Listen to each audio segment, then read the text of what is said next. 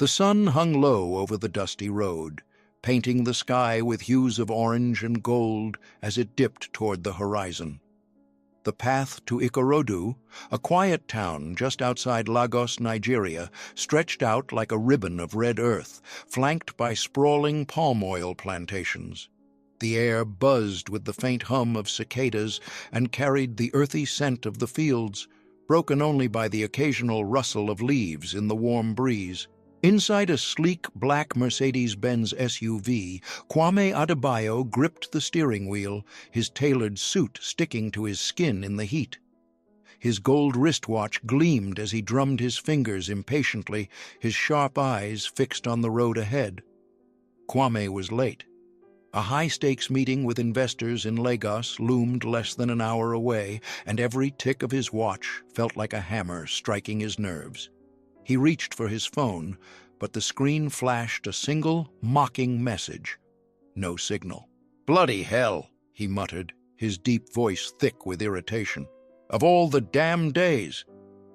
He glanced out the window at the empty expanse. Nothing but palm trees, patches of wild grass, and a lone goat chewing lazily in the distance. Then it hit. A sudden jolt rocked the SUV, followed by the rhythmic thump-thump-thump of a flat tire. The car swerved slightly before Kwame wrestled it to the roadside, tires crunching over gravel and kicking up a cloud of dust that stung his eyes. He stepped out, the heat slamming into him like a fist, and loosened his tie with a scowl.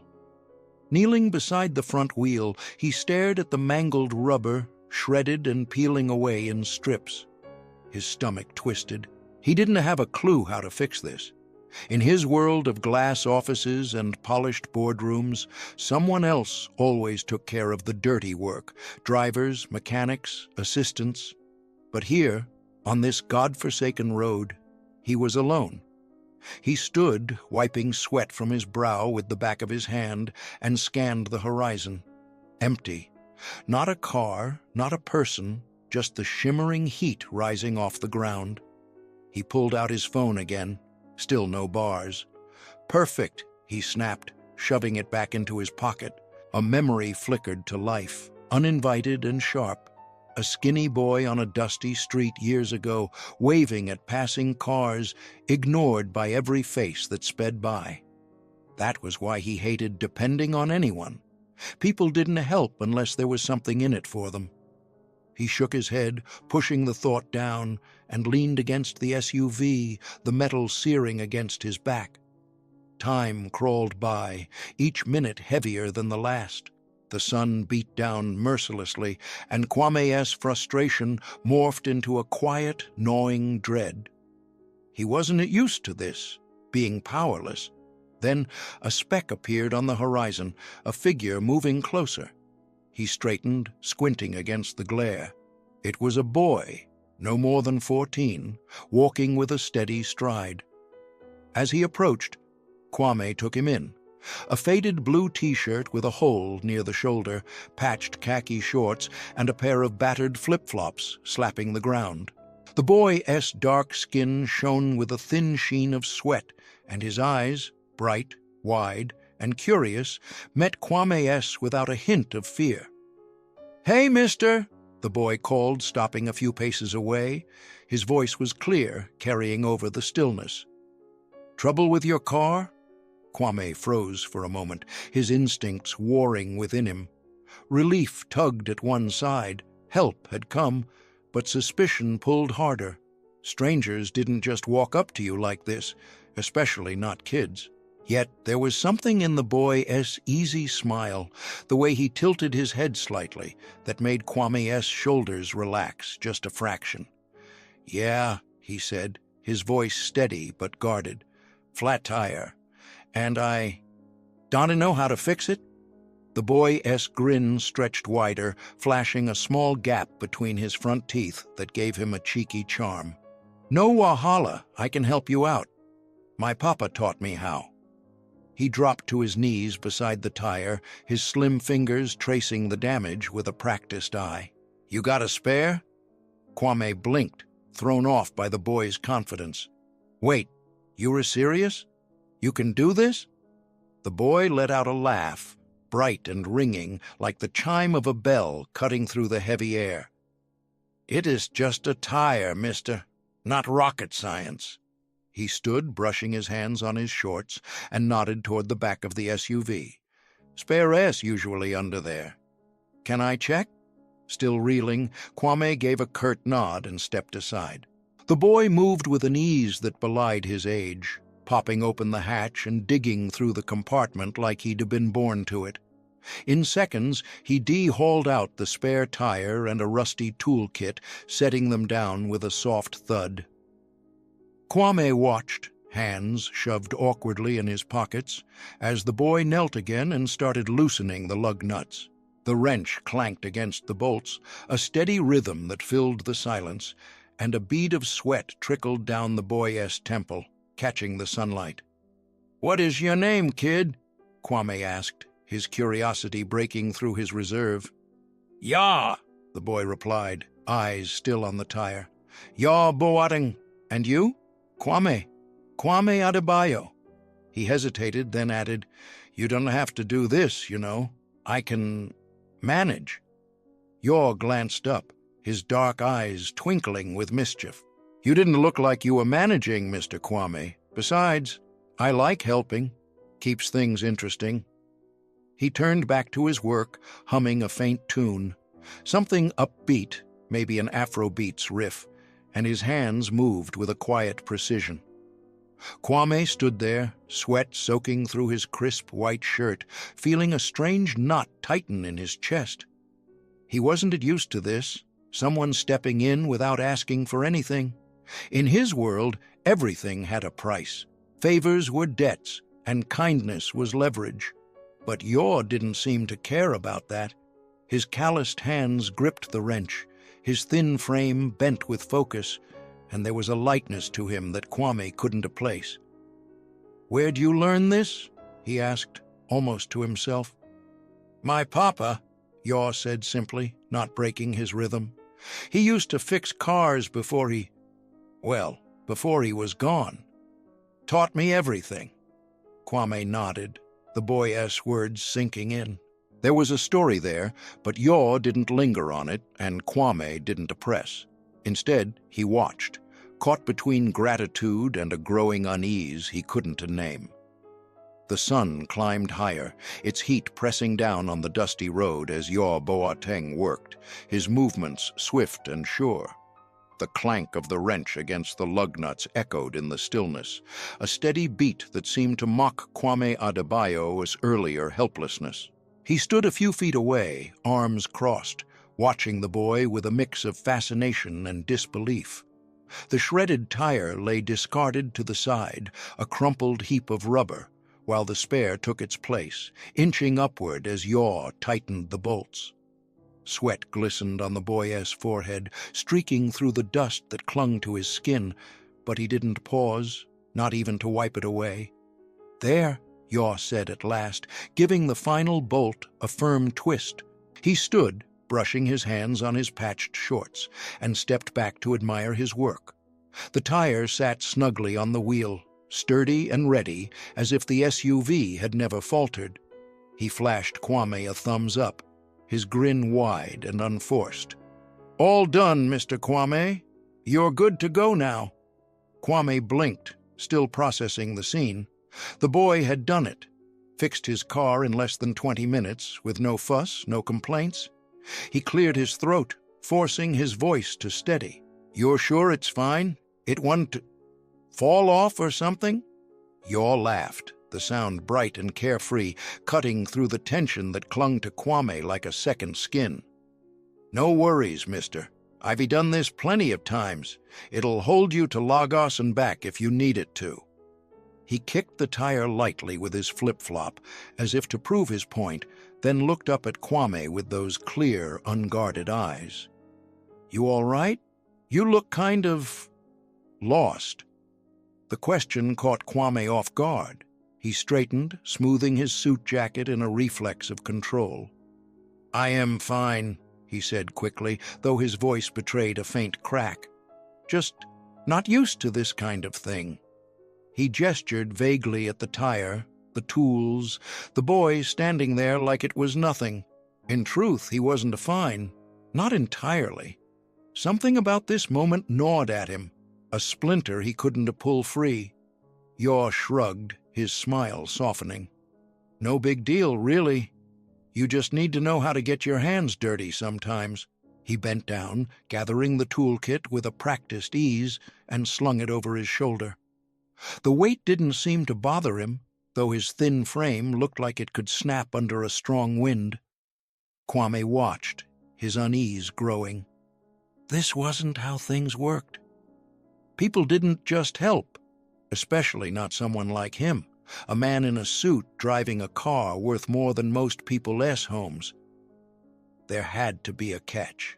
He reached into his pocket, pulling out his leather wallet, and fished out a crisp stack of Naira notes, 5,000, maybe more. He held them out, his tone firm but hesitant. "Here," he said, "for your trouble. I appreciate what you did." Yaw's eyes flicked to the money, then back to Kwame's face. For a moment his grin faltered, replaced by something quieter, almost puzzled. He shook his head, stepping back with his hands raised. "Nah, Mr. Kwame, I don't need that. I just wanted to help. You looked like you could use it." His voice was gentle, but there was a firmness to it, a resolve that made Kwame's hand freeze midair. "You're kidding," Kwame said, the bills still dangling awkwardly between them. "Take it. You earned it. I insist." He pushed the money forward again, his jaw tightening. This was how it worked, payment for service, a clean transaction. He didn't like owing anyone anything. But Yaw just smiled again, that same easy, genuine smile, and shook his head once more. "No, really, it is okay. I'm good." He adjusted the toolkit on his shoulder, then turned, waving over his shoulder as he started back down the road. "Take care, mister. Good luck with wherever you are going." Kwame stood there, rooted to the spot, the money still clutched in his hand.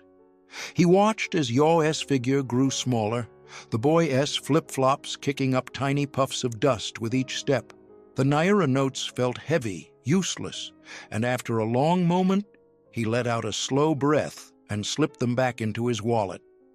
His chest tightened, a strange mix of relief and confusion swirling inside him. He wasn't used to this, a favor with no strings, no expectation. It felt wrong, not because of Yaw, but because of himself. In his world, everything had a price. Kindness like this didn't fit. He climbed back into the SUV, the leather seat hot against his thighs, and started the engine. The hum of the motor filled the silence, but it couldn't drown out the thoughts racing through his mind. As he pulled onto the road, he glanced in the rearview mirror, catching one last glimpse of Yaw before the boy vanished around a bend. The image stuck with him, the gap-toothed grin, the dusty shorts, the way he'd walked off without a second thought. Kwame pressed his lips together, his hands gripping the wheel tighter than necessary. The drive to Lagos stretched ahead, the meeting still looming, but his focus was elsewhere. Yaw's words echoed in his ears. "I just wanted to help." Simple, direct, impossible.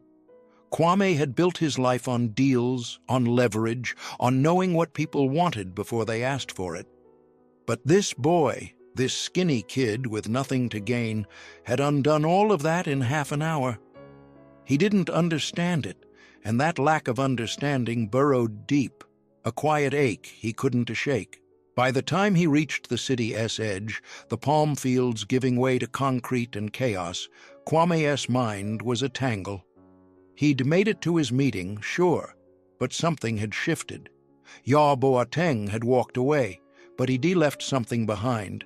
A question Kwame couldn't answer, a feeling he couldn't name. And as the SUV rolled through the bustling streets of Lagos, horns blaring and hawkers shouting, Kwame knew one thing for certain. He couldn't let it end there. The lights of Lagos glittered like scattered stars as Kwame Adebayo guided his Mercedes-Benz SUV through the city's pulsing veins.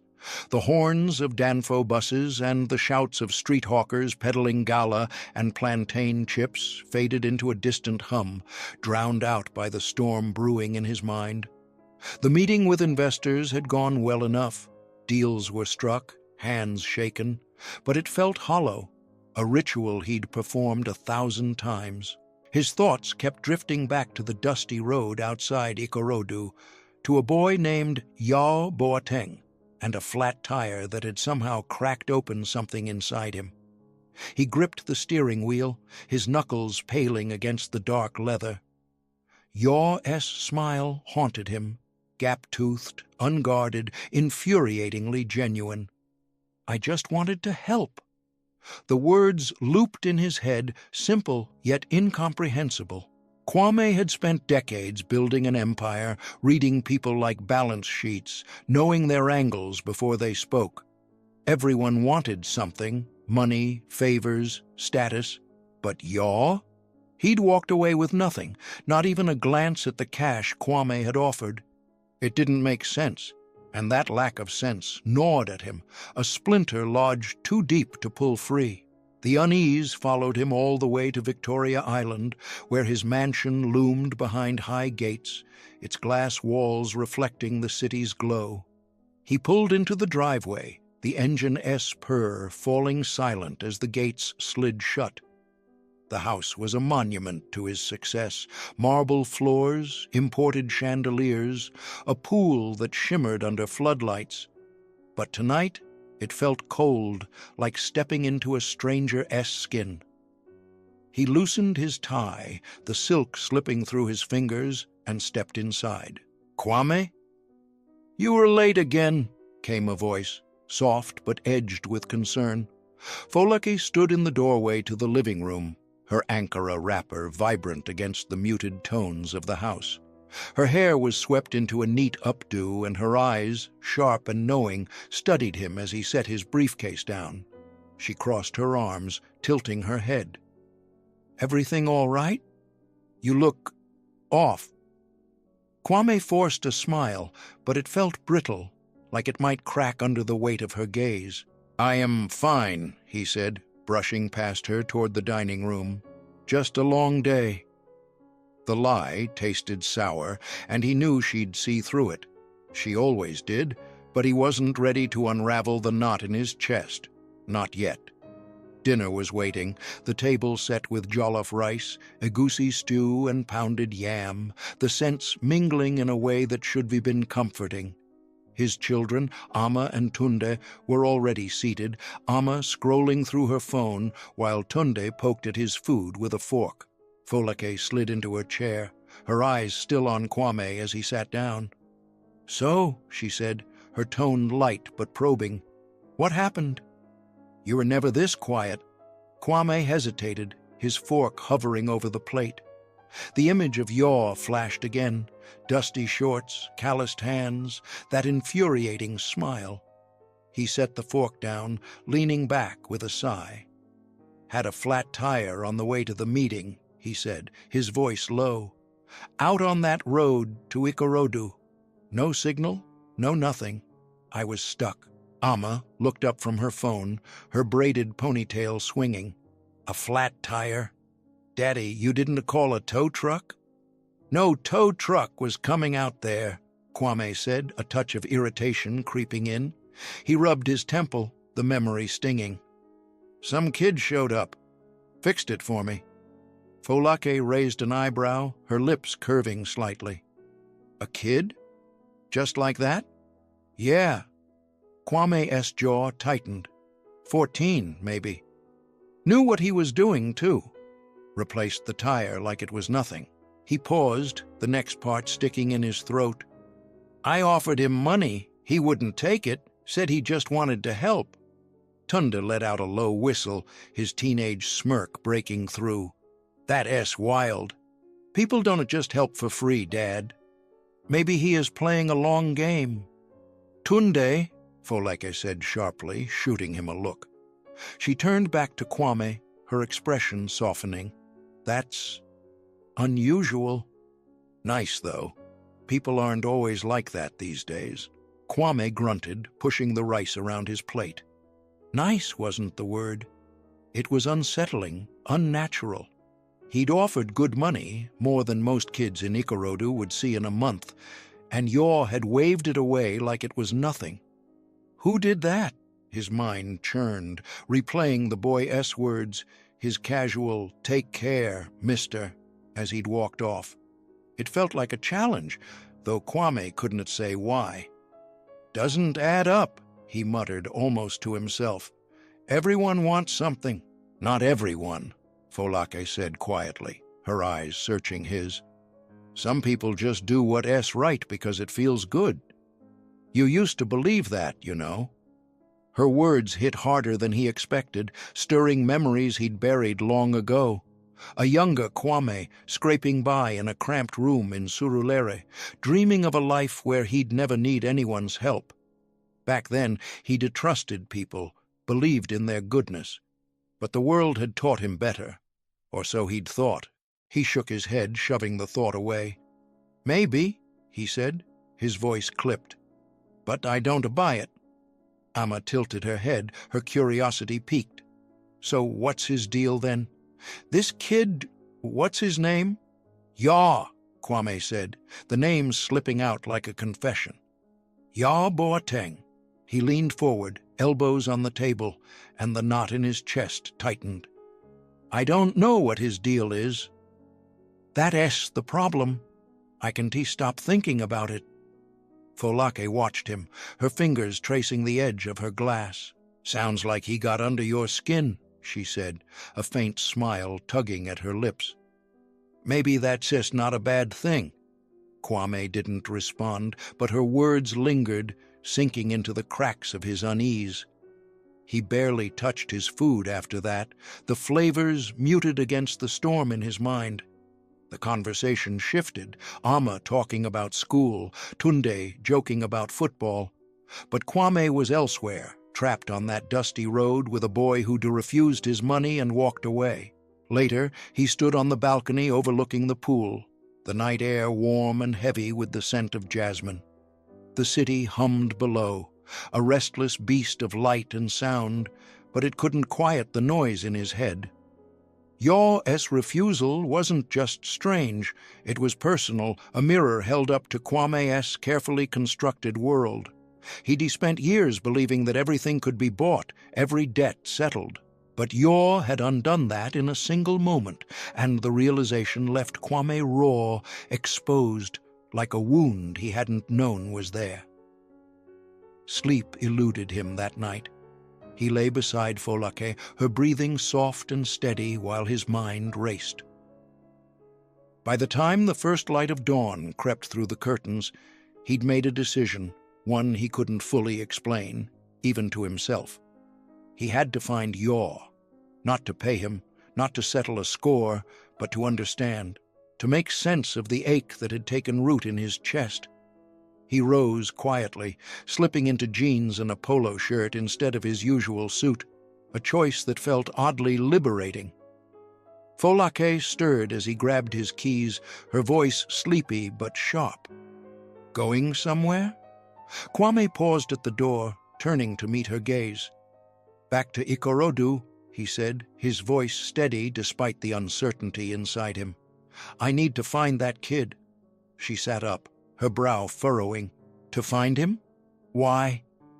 "I don't know," he admitted, and the honesty felt strange on his tongue. "But I cannot let it go. Not like this." Folake studied him for a long moment, then nodded, a quiet understanding in her eyes. "Be careful, Kwame, and maybe listen to what he's trying to show you."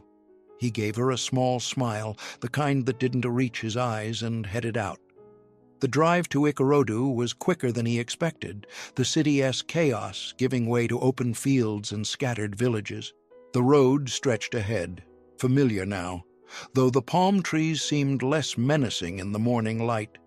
His heart thudded as he neared the spot where his tire had blown, his eyes scanning for any sign of Yaw. The boy wasn't there, of course.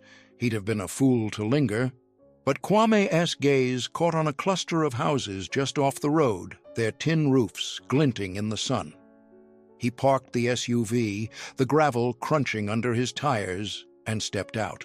The air carried the faint scent of charcoal smoke and roasted corn, mingling with the chatter of children playing nearby. One house stood out, a small, weathered structure with a sagging porch and walls patched with mismatched paint. Something about it felt right, like a pull he couldn't explain. He walked toward it, his steps hesitant but resolute, and knocked on the wooden door, the sound sharp in the morning quiet. A moment passed, then another. Footsteps shuffled inside and the door creaked open. A woman stood there, her face lined with the kind of strength that came from years of holding things together. Her wrapper was neatly tied, her headscarf bright with yellow patterns, and her eyes widened slightly as they took in Kwame, his polished shoes, his expensive watch, the determined set of his jaw. "Can I help you?" she asked, her voice cautious but warm, like she was used to strangers but not ones like him. Kwame cleared his throat, suddenly aware of how out of place he must look. "Good morning," he said, his tone softer than usual. "I am looking for a boy, about 14. He helped me with my car yesterday out on the road. His name is Yaw Boateng." The woman S expression shifted, a flicker of recognition softening her features. She nodded slowly, glancing over her shoulder. "You mean Yaw, my son." She stepped back, opening the door wider. "I am Efua.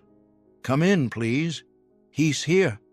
Kwame hesitated, caught off guard by the invitation, but the warmth in her voice pulled him forward. He stepped inside, the scent of boiled yam and palm oil stew wrapping around him like a hug. The room was small, the walls bare except for a faded calendar and a framed photo of a man in a Mechanic S uniform. Yaw sat at a wooden table, peeling a yam with a small knife, his eyes lighting up when he saw Kwame. "Mr. Kwame!" Yaw exclaimed, jumping to his feet, his grin as wide as it had been on the road. "You came back. What is up? Another flat tire?" Kwame let out a chuckle, the sound surprising even himself. No, he said, shaking his head. I wanted to see you again, to thank you properly." Yaw tilted his head, his smile turning curious. "You already thanked me, mister. No need to come all this way." Efua watched them, her hands resting on her hips, and Kwame felt the weight of her gaze. He shifted, his unease creeping back, but there was something else too, a warmth, faint but growing, like the first rays of sun after a long night. He didn't know what he'd expected to find, but standing here, in this simple home with its cracked linoleum floor and mismatched chairs, he felt a pull he couldn't ignore. He had to do something, not because he owed Yaw, but because something in him needed to. "I want to help," he said, the words spilling out before he could stop them. "You helped me, Yaw, and I want to give something back. To you, to your family." Efua S. brow furrowed, and Yaw S. grin faltered, replaced by a look of quiet surprise. For a moment, the room was silent, the only sound the distant clatter of pots from a neighbor's kitchen. Then Efua spoke, her voice steady but kind. "That's generous of you, Mr. Kwame, but we don't need charity. We're managing fine." "It's not charity," Kwame said quickly, his voice earnest. It's something else. Please, let me do this."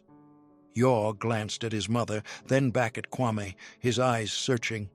"Okay, mister," he said slowly, his smile creeping back. "But you've got to eat with us first. Mama S. Yam is the best. You can say no to that." Efua laughed, a soft, warm sound that broke the tension, and Kwame found himself nodding, a smile tugging at his lips. "All right," he said. "I'd like that." As Efua turned to the stove, stirring a pot of stew, Kwame sat at the table across from Yaw, the boy's chatter filling the room like music. The unease still lingered, a shadow at the edge of his thoughts, but it was softer now, tempered by the warmth of this place, this moment. He didn't know what came next, but for the first time in years, he felt something stirring, a spark of purpose, a need to give without expecting anything in return. And as he looked at Yaw, peeling another yam with that same easy grin, Kwame knew he was on the cusp of something bigger than himself. The morning sun spilled golden light across the modest kitchen, catching on the steam rising from a pot of bubbling palm oil stew. Kwame Adebayo sat at the wooden table, his broad shoulders hunched slightly, as he cradled a chipped mug of herbal tea. The scent of yam and spices filled the air, mingling with the faint tang of charcoal smoke drifting in from the yard. It was a far cry from the sterile elegance of his Victoria Island mansion, but there was a warmth here, a living, breathing pulse that seeped into his bones and made the unease in his chest twist tighter. Across from him, Yaw Boateng sliced another yam with quick, practiced strokes, the knife flashing in his small hands. His faded t-shirt hung loose on his frame, and his flip-flops rested haphazardly under the table, one flipped upside down like he'd kicked it off mid-thought. He chattered as he worked, his voice a bright thread weaving through the quiet. "Mama says the yam is better when it is fresh from the market," he said, glancing up with that gap-toothed grin. "You ever peel yam, mister? Kwame? Bet you've got people for that, huh?" Kwame's lips twitched, a reluctant smile breaking through his guarded expression. "Not much peeling in my house," he admitted, his deep voice softening. "We've got a cook. She'd chase me out if I tried." The truth was, he couldn't remember the last time he'd touched raw food, let alone prepared it. His life was a series of polished routines, meetings, drivers, catered meals. This, sitting here with a boy and his mother in a house that creaked with every step, felt alien, like stepping into someone else's story. Efua moved behind them, stirring the stew with a wooden spoon, her wrapper swaying as she hummed a tune Kwame vaguely recognized, an old Yoruba hymn, maybe. Her presence was steady, grounding, and when she turned to set a plate of boiled yam in front of him, her eyes held a quiet kindness that made him shift in his seat. "Eat," she said simply, her voice warm but firm. "You came a long way this morning. You need strength." Kwame nodded, murmuring a thanks as he picked up a piece of yam. It was hot against his fingers, soft and earthy, and as he dipped it into the stew, the flavors hit him, rich, spicy, alive. He ate slowly, savoring it in a way he hadn't savored anything in years. The act felt intimate, almost sacred, and it deepened the ache inside him. This wasn't just food. It was a welcome, an offering, and it clashed violently with the cold transactions that defined his world. He glanced at Yaw, who was tearing into his own yam with gusto, sauce smudging his chin. The boy caught his eye and grinned. "Good, right? Told you Mama is the best." "It's good," Kwame agreed, and he meant it. But the words felt inadequate, too small for the weight pressing against his ribs. He set the yam down, wiping his hands on a napkin Efua had slid across the table. "Yaw," he said, his voice dropping lower. "I meant what I said earlier, about helping. I can just walk away after what you did yesterday. It's not right." Yaw's grin faded slightly, replaced by a curious tilt of his head. "You don't owe me anything, Mr. Kwame. I fixed your tire because you were stuck. That's all." "That's not all," Kwame said, sharper than he intended. He leaned forward, his hands clasping together on the table. "You didn't have to stop. You didn't have to help me. But you did, and you wouldn't even take money for it. I don't—" He stopped, swallowing hard, the frustration bubbling up again. "I don't understand it, and it's driving me mad." Efua paused her stirring, turning to look at him with those steady eyes. She didn't speak, but her silence carried a weight, an invitation to keep going. Yaw scratched his head, his brow furrowing. "It is not that deep, mister," he said, his tone light but earnest. "Papa always said if you see someone in trouble, you help. Doesn't matter who they are. Makes the world better, you know?" Kwame stared at him, the boy's words slicing through the armor he'd worn for years. Makes the world better. It was so simple, so naive, and yet it hit him like a fist. He thought of his own father, a stern man who'd drilled into him that survival meant looking out for yourself first. Trust was a luxury Kwame couldn't afford. Not after the rejections, the closed doors, the hunger of his youth. But here was Yaw, a kid with less than nothing, living by a rule Kwame had long forgotten. "I want to do something," Kwame said, his voice steadying as the decision crystallized. "Not because I owe you, though I feel like I do, but because I want to. Your house." He glanced around, taking in the cracked walls, the sagging ceiling, the single bulb flickering overhead. "I could fix it up, make it better. For you and your mama." Afua set the spoon down, her hands resting on the counter as she turned fully to face him. Her expression was a mix of surprise and caution, her lips parting slightly. "Mr. Kwame," she said, her voice measured, "that's kind of you, but we've managed this long. We don't need handouts." "It is not a handout," Kwame insisted, meeting her gaze. "It is a thank you. A real one. You've got a good boy here, and he did something for me I can to shake off. Let me do this. Please."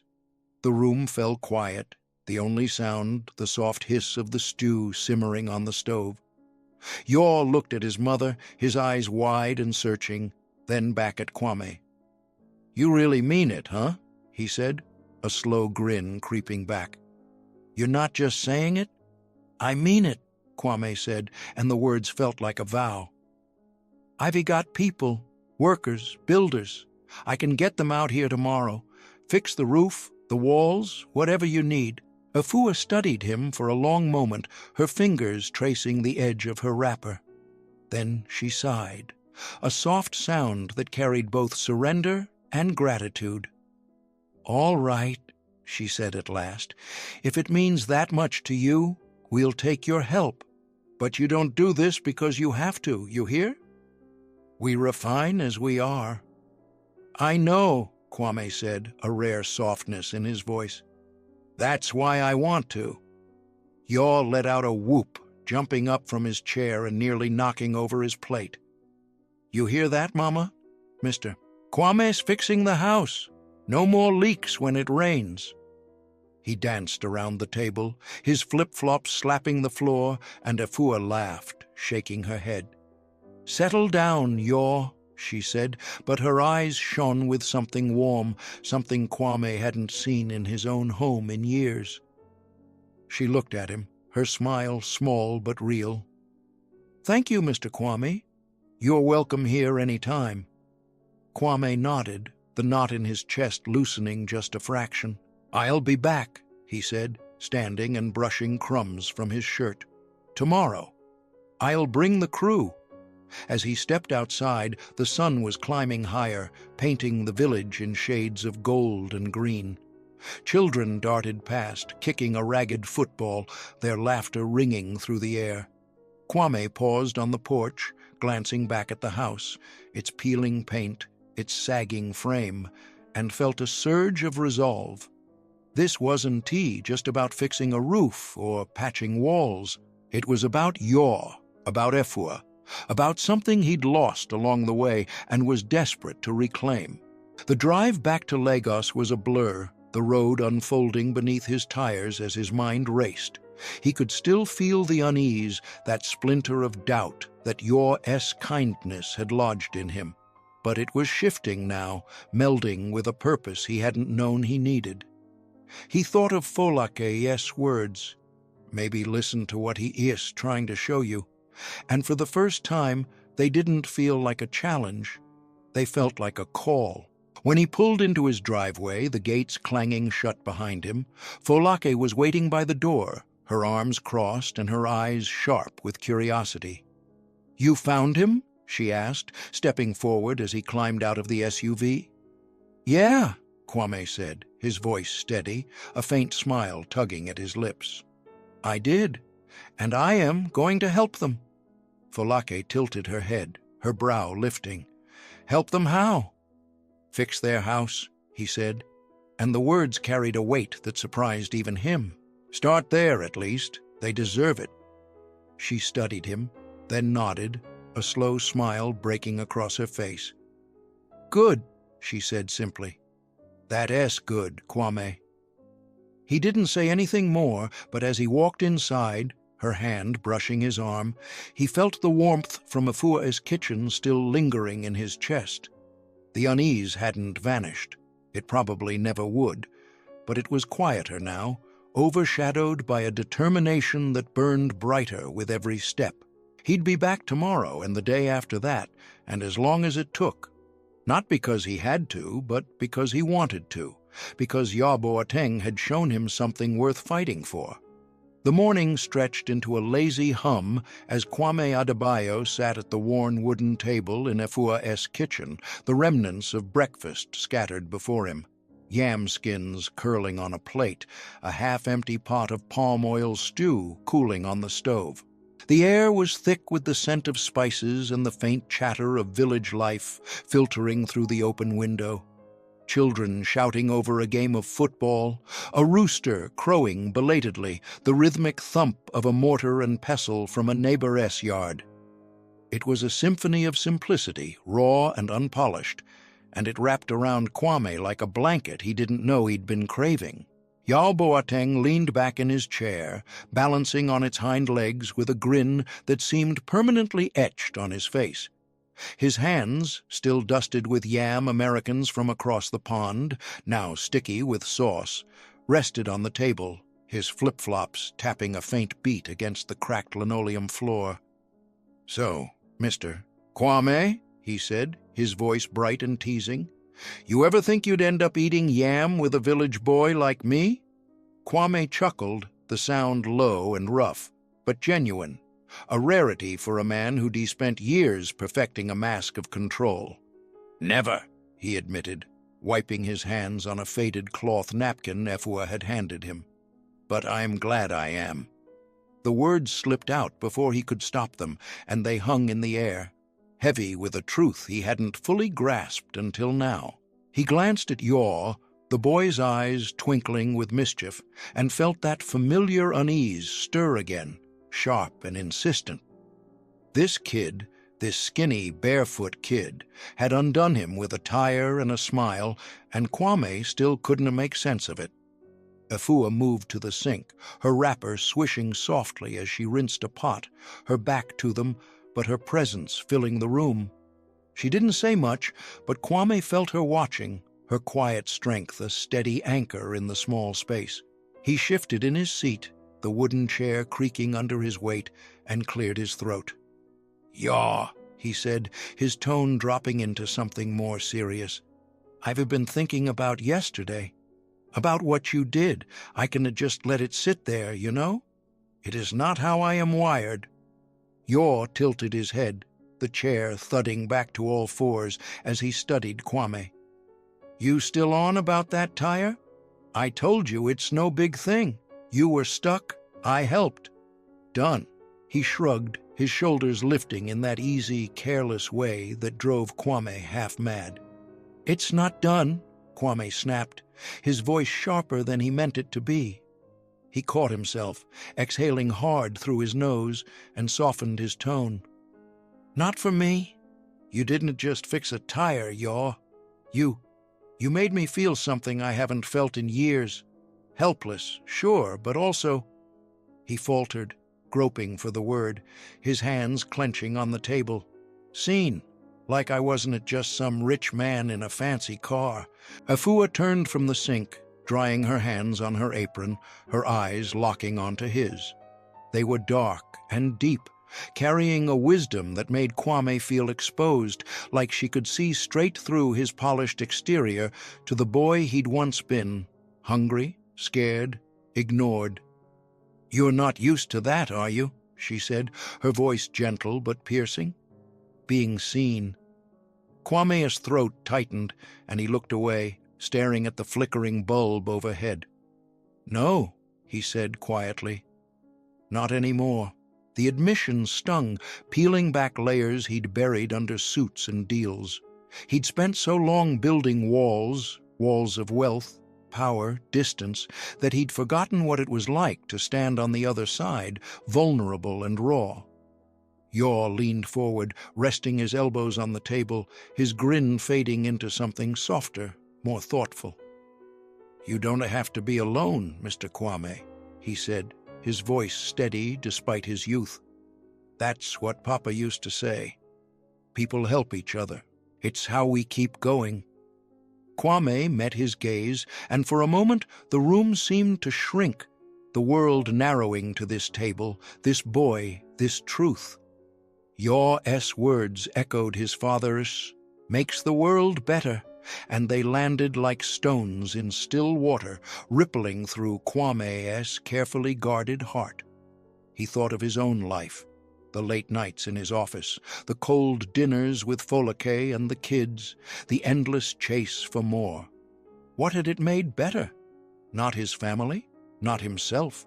"I want to help you," Kwame said, the words bursting out with a force that surprised him. "Not just fix a few things around here, though I'll do that too, but really help. You and your mama deserve more than this." He gestured at the room, the peeling paint, the sagging roof, the life they'd carved out of hardship. Efua crossed her arms, her expression tightening into something fierce and proud. "We've done all right, Mr. Kwame," she said, her voice firm. "I've raised Yaw on my own since his papa passed. We don't need pity." "It's not pity," Kwame shot back, leaning forward, his hands splaying on the table. "It's respect. It's gratitude. You've got something I've lost, something real, and I want to give back. Let me fix this place up, make it safe, comfortable, for Yaw, for you." Yaw's eyes widened, darting to his mother, then back to Kwame. "You mean it?" he asked, his voice rising with a mix of excitement and disbelief. "Like, no more buckets when it rains?" Kwame nodded, a rare fire sparking in his chest. "No more buckets. New roof, new walls, whatever it takes. I've got the money, the people. Let me do this." Efua didn't move, her gaze boring into him, searching for the catch. Kwame held it, unflinching, letting her see the man beneath the suit, the one who'd once stood on a road like Yaw, waiting for help that never came. Finally she sighed, her shoulders easing as she uncrossed her arms. "You're a stubborn one," she said, a faint smile tugging at her lips. "All right, if it asks what you want, we'll take it. But only because I see you mean it, not because we can manage." "Yes," Yaw whooped, leaping from his chair and nearly toppling it in his excitement. He danced around the table, his flip-flops slapping the floor, his laughter bouncing off the walls. "Mama, we were getting a new roof. Mr. Kwame, you re the best." Efua shook her head, her smile widening despite herself, and Kwame felt a warmth bloom in his chest, a warmth he hadn't known he could still feel. It wasn't just the promise of a fixed house. It was Yaw's joy, Efua's trust, the sense that he was part of something bigger than his own lonely climb. But beneath it, that unease lingered, a shadow he couldn't shake. He wasn't used to this, giving without strings, helping without leverage. It clawed at him, a reminder of how far he'd drifted from the man he'd once wanted to be. "I'll come back tomorrow," he said, standing and brushing crumbs from his shirt. "Bring the crew. Get started. We'll make this place right." Efua nodded, stepping closer to hand him his keys, which he'd left on the counter. "You're welcome any time, Mr. Kwame," she said, her voice soft but sure. "And not just for the work. You hear me?"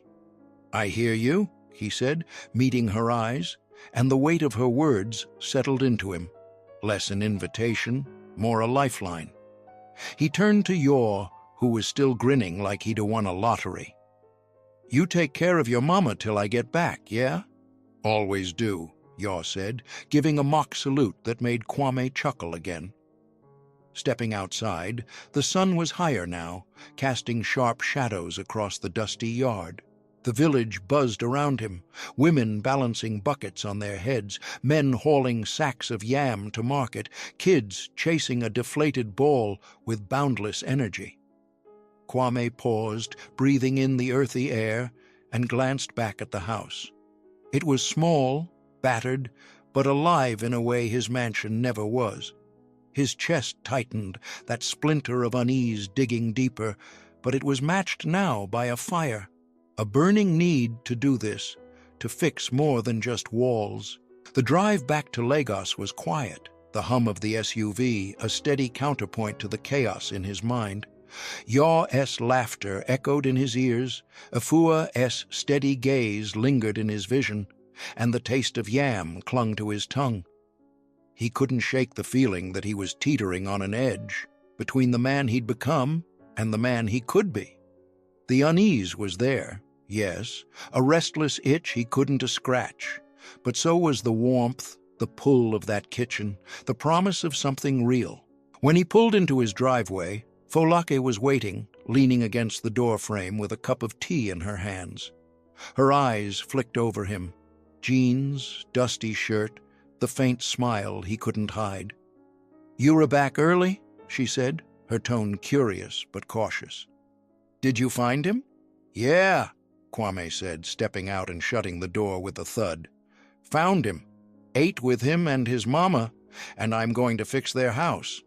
Folake's brows shot up, her cup pausing halfway to her lips. "Fix their house? Kwame, what has gotten into you?" He met her gaze, his jaw set, his voice steady with a resolve he hadn't felt in years. "Something good, Folake. Something I need to do.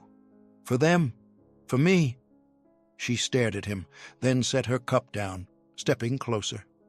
"You're serious," she said, her voice softening as she searched his face. "This isn't just some whim." "No," he said, and the word carried a weight that anchored him. "It's not. I am going back tomorrow, and I am not stopping till it's done." Folake nodded slowly, a smile breaking through her surprise. "Then I am with you," she said, her hand brushing his arm. "Whatever this is, I am with you." Kwame felt the warmth from Efua's kitchen flare again, mingling with Folake's touch, and for the first time in too long, the unease didn't win. It was there, nagging, questioning, but the fire burned brighter, a determination to help, to connect, to be more than the man he'd let himself become. Tomorrow, he'd start. Tomorrow, he'd build something real. The dawn broke over Ikorodu with a soft golden haze, the kind that painted the palm trees in warm hues and softened the edges of the dusty village. Kwame Adebayo pulled his Mercedes-Benz SUV to a stop in front of Efua's house, the gravel crunching beneath the tires like a quiet promise. The engine hummed to a halt, and he stepped out, the morning air cool against his skin, carrying the faint scent of dew and wood smoke. He wore a simple cotton shirt and jeans, clothes he hadn't touched in years, shedding the suit that had long been his armor. Today wasn't about boardrooms or power plays. It was about something raw, something he could feel in his bones. A small crew of workers trailed behind him, their pickup truck rattling to a stop a few yards away. Men in faded overalls climbed out, unloading tools, hammers, nails, sheets of tin roofing, with the easy rhythm of those who'd built homes from scratch. Kwame had called them the night before, pulling strings with a contractor he trusted, a man named Segun, who nodded at the urgency in his voice without asking too many questions. Now, as the workers set up, Kwame stood before the house, his eyes tracing its weathered frame, the cracked walls, the sagging porch, the roof that bowed under years of rain and neglect. It wasn't much, not by his standards, but it was everything to Yaw and Efua, and that made it matter. The door creaked open, and Yaw burst out, his bare feet slapping the ground as he ran toward Kwame, his grin wide enough to light the morning. "Mr. Kwame, you are back!" he shouted, skidding to a stop just short of crashing into him. His t-shirt was a different shade of faded today, green instead of blue, but the energy was the same, bright and uncontainable. "And you brought people. Are we really fixing the house today?" Kwame's chest tightened at the boyish excitement, a warmth spreading through him that he couldn't name. "Yeah, Yaw," he said, his voice steady but softer than usual. "We restarting today. Roof first, then the walls. Whatever needs doing." He rested a hand on Yaw's shoulder, the boy's thin frame solid beneath his grip, and felt a pang. Pride, maybe, or something deeper, something that tugged at the edges of his heart. Afua appeared on the porch, her wrapper tied neatly around her waist, a headscarf framing her face in bold red and yellow swirls. She crossed her arms, watching the workers with a mix of curiosity and wariness, but when her eyes met Kwame's, they softened. "Morning, Mr. Kwame," she called, her voice carrying that same quiet strength he'd come to recognize. "You weren't joking about coming back." "I don't joke about promises," Kwame replied, stepping closer, his boots kicking up dust. "Not this one." He gestured at the crew, who were already hammering stakes into the ground to mark their workspace. "These men know their craft. We'll have this place solid by the time we were done." Afua nodded, her lips pressing into a line that wasn't quite a smile, but close. "You re a man of your word," she said, then tilted her head toward the house. "Come in first. I've got tea brewing. You can work on an empty stomach." Kwame followed her inside, Yaw darting ahead like a puppy let off its leash. The kitchen smelled of roasted corn and ginger, a pot simmering on the stove as Afua poured tea into mismatched mugs. She handed one to Kwame, her fingers brushing his briefly, and he felt the warmth of her touch linger, a simple human connection that made his throat tighten. He sat at the table, the wood worn smooth by years of hands, and watched as Yaw grabbed a piece of corn, tearing into it with relish. "You don't have to do all this yourself, you know," Afua said, settling across from him, her mug cradled in her hands. "Bringing people out here? It's more than enough." "I want to," Kwame said, his voice low but firm. He took a sip of the tea, the ginger sharp against his tongue, and met her gaze. "I am not just here to give orders. I need to be part of it, hands in the dirt, sweat on my back. It's been too long since I've done anything real." Afua's eyes searched his, and for a moment he saw something flicker there. Understanding, maybe, or recognition. "You're not like most men with money," she said quietly. "They send others to do the work and call it a day. Why's this different for you?" Kwame set the mug down, his fingers tracing its chipped edge. The question hung between them, heavy and unguarded, and he felt the unease rise again, that restless ache he couldn't shake. "Because of him," he said, nodding toward Yaw, who was now rummaging through a basket for another piece of corn. "He helped me when I was nothing to him. Just a stranger on the road. No one has done that for me, and I don't know how long. It's stuck with me, Afua. I can to let it go." Yaw looked up, his mouth full, his eyes wide with curiosity. "You keep saying that, Mr. Kwame," he mumbled around the corn, swallowing hard. "It is just a tire. Why is it such a big deal?"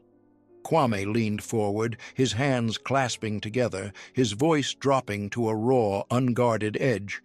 "Because it wasn't just a tire, Yaw. It was you, standing there, helping me, asking for nothing. I've spent my life thinking everyone's got an angle. That kindness comes with a price. You proved me wrong, and it's tearing me up inside. I don't know how to sit with that." The room fell silent, the only sound the faint clatter of tools outside as the crew began their work. Yaw stared at him, his grin fading into something softer, more serious, and Efua set her mug down, her hands folding in her lap. "You are not the only one who has been alone, Mr. Kwame," she said, her voice steady but laced with a quiet pain. "I lost my husband 5 years back. Yaw was 9. We've had to lean on each other ever since. Sometimes helping someone else is how you keep yourself together." Kwame's chest tightened, her words cutting deeper than he expected. He saw it then, the strength in her eyes, the way she carried her grief like a silent companion, the love she poured into Yaw despite it all. He thought of Folake, of Ama and Tunde, of the distance that had grown between them over years of late nights and empty promises. "I've been alone too," he said, almost a whisper. "Not like you, not with loss, but in my own way. I forgot what it's like to feel connected." Yaw slid back into his chair, his corn forgotten, and reached across the table, his small hand resting near Kwame's. "You are not alone now, Mr. Kwame," he said, his voice earnest, his eyes bright with a sincerity that pierced Kwame's heart. "You re here with us? That is something, right?" Kwame swallowed hard, the lump in his throat rising as he looked at Yaw, at the boy who'd started all this with a wrench and a smile. "Yeah," he said, his voice rough with emotion. "It is something." He reached out, his hand covering Yaw's for a moment. The contact brief but electric, a bridge between two worlds he'd never thought could meet. Efua smiled, a small tender curve of her lips, and stood to clear the table. "Come on, then," she said, her tone lighter now. "If you re so set on getting dirty, let's see what you can do out there." Kwame followed them outside, the sun climbing higher as the crew hammered away. Segun, the foreman, waved him over, his broad face slick with sweat. "Boss, we restarting on the roof," he said, handing Kwame a hammer. "You sure you want in on this? It is messy work." "I am sure," Kwame said, gripping the hammer, its weight unfamiliar but grounding. He climbed the ladder behind Segun, his boots steady on the rungs, and joined the men prying loose the old tin sheets. The nails screeched as they came free, the sound sharp in his ears, and sweat beaded on his brow as he swung the hammer, driving new nails into place. His muscles ached, unused to this kind of labor, but it felt good, real, honest, alive. Yaw darted around below, hauling buckets of nails and passing tools up the ladder, his laughter ringing out every time Kwame fumbled a swing. "You're getting it, Mr. Kwame," he called, dodging a falling scrap of tin with a grin. "Not bad for a city man." Kwame laughed, the sound bursting out of him, raw and unguarded, and for a moment the unease faded, swallowed by the warmth of Yaw's voice, the rhythm of the work, the sense of purpose sinking into his hands. Efua watched from the porch, her arms crossed, her eyes glistening with something that might have been pride or gratitude or both. As the day wore on, the roof took shape, the new tin gleaming under the sun. Kwame paused, wiping sweat from his eyes, and looked down at Yaw, at Efua, at the house they were rebuilding together. His heart swelled, a fierce, aching thing, and he knew this wasn't just about fixing a home. It was about them, about the boy who'd seen him, the woman who'd welcomed him, the family he hadn't known he needed. The unease was still there, a whisper at the edges, but it was quieter now, drowned out by a love he couldn't name, a bond he'd fight to keep. The sun climbed higher over Ikorodu, its heat pressing down on the village like a heavy hand. But the air buzzed with life, hammers clanging against tin, voices shouting directions, the sharp scrape of tools against wood. Kwame Adebayo stood atop the ladder, his shirt clinging to his back with sweat, his hands raw from gripping the hammer. The new roof gleamed under the midday light, its edges sharp and clean, a stark contrast to the rusted, leaking sheets they'd torn away hours ago. Every swing of the hammer sent a jolt through his arms, an ache that settled into his muscles, but it was a good ache, a reminder that he was here, doing something tangible, something that mattered. Below, Yaw darted through the chaos like a whirlwind, his bare feet kicking up puffs of red dust as he hauled buckets of nails and scraps of wood to the workers. His green t-shirt was streaked with dirt, his shorts sagging under the weight of a wrench he stuffed into the pocket, but his grin never faltered. "Mr. Kwame, you were slow up there," he called, shielding his eyes against the sun as he looked up. "Second S already done 3 rows. You were losing." Kwame paused, wiping sweat from his brow with the back of his hand, and let out a laugh, a deep, rolling sound that surprised him with its ease. "Losing, huh?" he shot back, leaning over the ladder-S edge to meet Yaw's teasing gaze. "I'd like to see you swing this hammer, kid. Bet you'd drop it on your foot." Yaw stuck out his tongue, then darted off with a cackle, dodging a worker who swatted playfully at him with a rag. Kwame shook his head, a smile lingering as he drove another nail into place. The boy's energy was infectious, a spark that lit up the dusty yard and warmed something deep in Kwame's chest. He'd never laughed like this at work, never felt this kind of lightness in the sterile boardrooms of Lagos. It was new, unfamiliar, and it tugged at the edges of his unease, softening it with every echo of Yaw's voice. Efua stood on the porch, her arms crossed, a woven basket of roasted plantains at her feet. She'd been in and out all morning, bringing water and snacks to the crew, her quiet presence a steady thread weaving through the bustle. Now she watched Kwame with a look he couldn't quite read, pride maybe, or gratitude, or something softer still. "You're doing good up there, Mr. Kwame," she said, her voice cutting through the noise, warm and clear. "Didn't think a city man had it in him." Kwame glanced down, meeting her eyes, and felt a flush creep up his neck, not from the heat, but from the weight of her words. "Learning as I go," he said, his tone gruff but honest. "Your boy keeping me on my toes." He nodded toward Yaw, who was now handing a stack of tin sheets to Sagan, his skinny arms trembling under the load. Efua's smile widened, her eyes crinkling at the corners. "He's always been like that, running before he walks. Keeps me young, though." She picked up the basket, stepping closer to the ladder. "Come down for a bit. You need a break. These are fresh. Can't let them go to waste." Kwame hesitated, the hammer still in his hand, but the ache in his shoulders and the growl in his stomach won out. He climbed down, his boots thudding against the ground, and took the plantain she offered. It was warm, crisp on the outside and soft within, and as he bit into it, the sweetness flooded his senses, grounding him in the moment. He leaned against the ladder, watching Yaw wrestle with a coil of rope, and felt the unease shift again, less a splinter now, more a quiet hum, drowned by the warmth of this place, these people. Sagan joined them, wiping his hands on his overalls, his broad face glistening with sweat. "Roof almost done, boss," he said, nodding toward the house. "We'll start on the walls tomorrow. Patch the cracks, maybe repaint. You still in for that?" "Damn right I am," Kwame said, swallowing the last of the plantain. "We're not stopping till it's finished."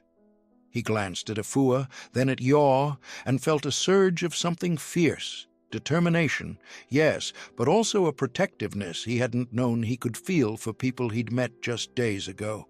Yaw bounded over, snagging a plantain from the basket with a grin. "You hear that, Mama? Mr. Kwame staying till it's all done. We're gonna have the best house in Ikorodu." He took a bite, chewing noisily, then tilted his head at Kwame. "You ever built anything before, mister? Like, with your hands?" Kwame shook his head, a wry smile tugging at his lips. "Not like this. Built companies, deals, things you can touch. This," He gestured at the roof, the workers, the dust clinging to his jeans. This is different. Feels better. Yaw's eyes lit up, bright and searching. Better how?